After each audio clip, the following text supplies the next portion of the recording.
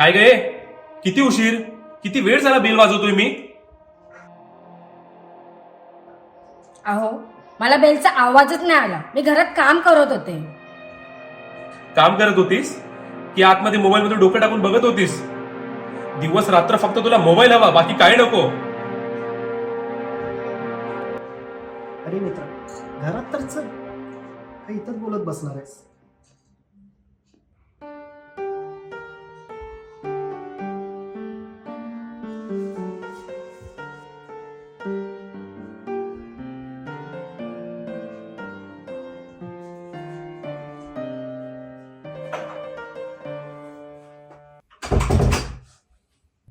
तू बस रितेश, आलो मी.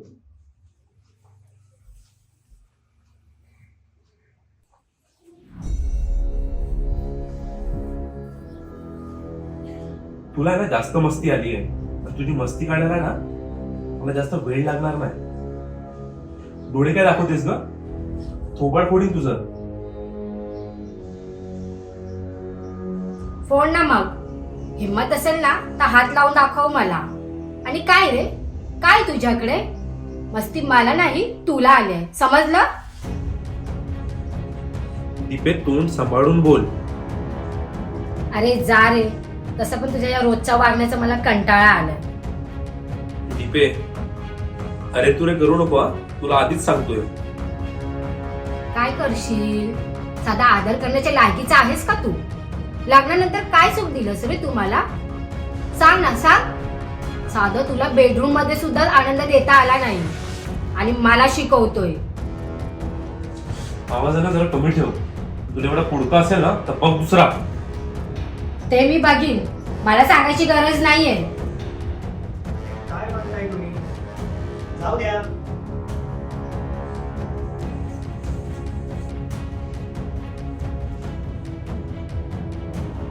जाऊ दे म्हणजे काय नाही, मला या घरातच राहायचं नाहीये. अरे नरेश, पाणी तरी देशील का नाही? तहान लागले मला.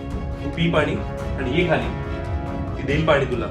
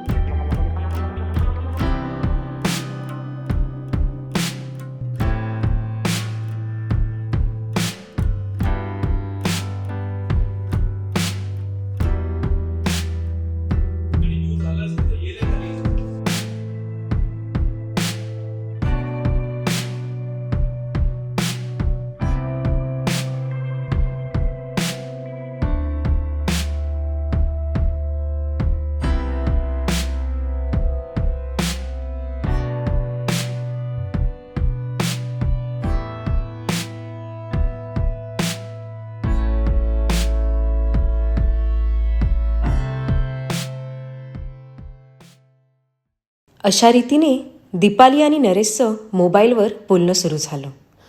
मुद्दाम तिच्या नवऱ्याबद्दल तिला वाईट वाईट सांगून तिच्या बाजूने बोलून तिच्या मनात स्वतःची जागा निर्माण करण्यात तो यशस्वी झाला.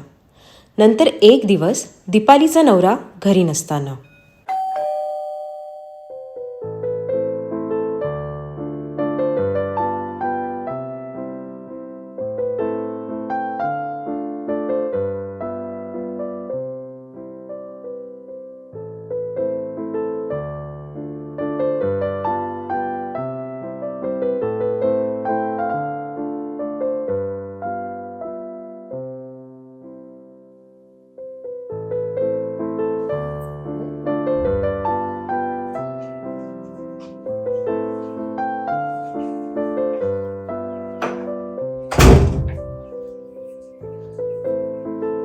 बसा ना.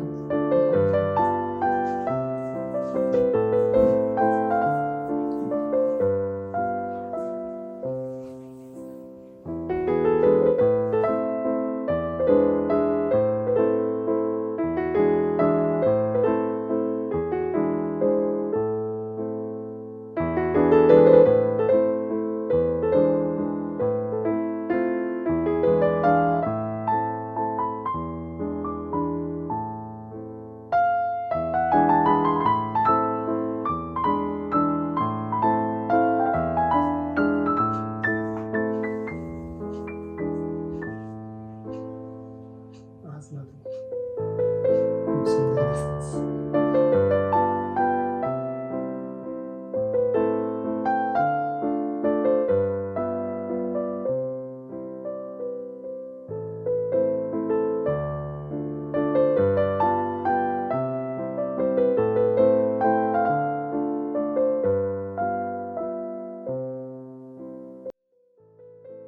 नुसतं पाण्याने पोट नाही भरणार माझं.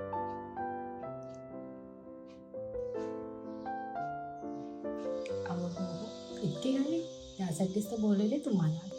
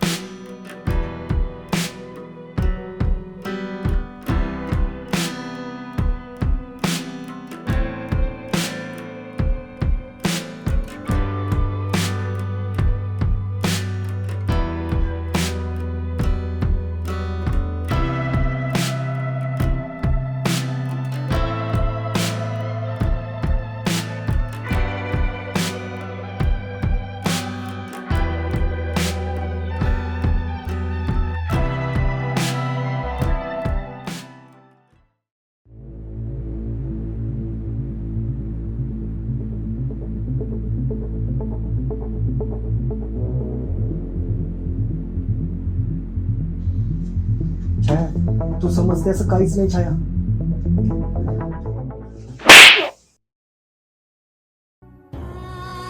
हीच तुझी खरी असलीयत ना? तुला काय वाटलं मस्त संधी साधून आलीये, आपण चान्स मारूया? अरे हा आम्हा तिघांचा प्लान होता. कारण तुझं वागणं आहे ना मला खूप दिवसापासून चुकीचं वाटत होतं.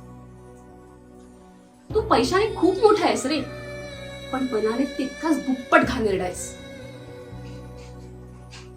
आणि तुमच्यासारखी अशी बरीच लोक आहेत रे जी मुलींच्या भावनांशी खेळतात.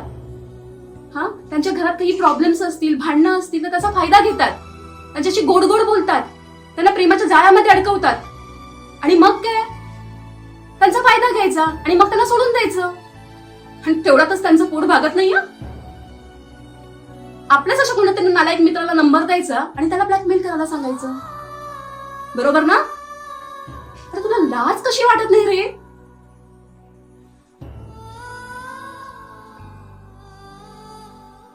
जाऊ द्या वहिनी, सोडून द्या. सोडूनच देणार आहे त्याला कायमचं.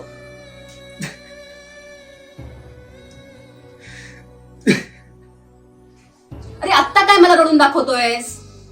आता राहा एकटा. मी माझं जीवन आहे ना मी माझ्या पद्धतीने जगीन. अरे या दोघांकडे बघ, गरीब आहेत, पगार कमी आहे, कुठलं व्यसन सुद्धा नाहीये ना त्यांना, तरी सुद्धा आनंदाने सुखाने राहतायत ना. अरे गु खा त्यांचा, म्हणजे तुला थोडीशी अक्कल येईल. आणि मी ना तुम्हा दोघांची खरंच खूप खूप आभारी आहे. आणि मी तुमची आयुष्यभर ऋणी राहीन. तुमच्यामुळे ह्या राक्षसाचं रूप माझ्या समोर आलं. अहो वहिनी, त्यात धन्यवाद कसला. आम्ही दोघांना असं वाटलं तुमची मदत केली पाहिजे, म्हणून मदत केली आम्ही तुमची.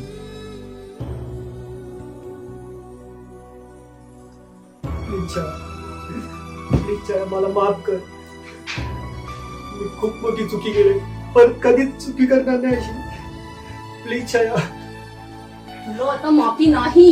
उठ तू, उठ. तुला अजिबात माफ करणार नाही मी. तुला फक्त आता एकच शिक्षा.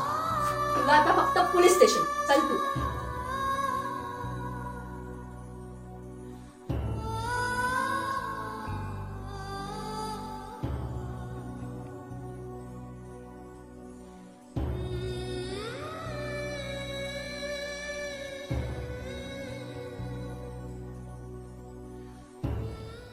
मी छाया.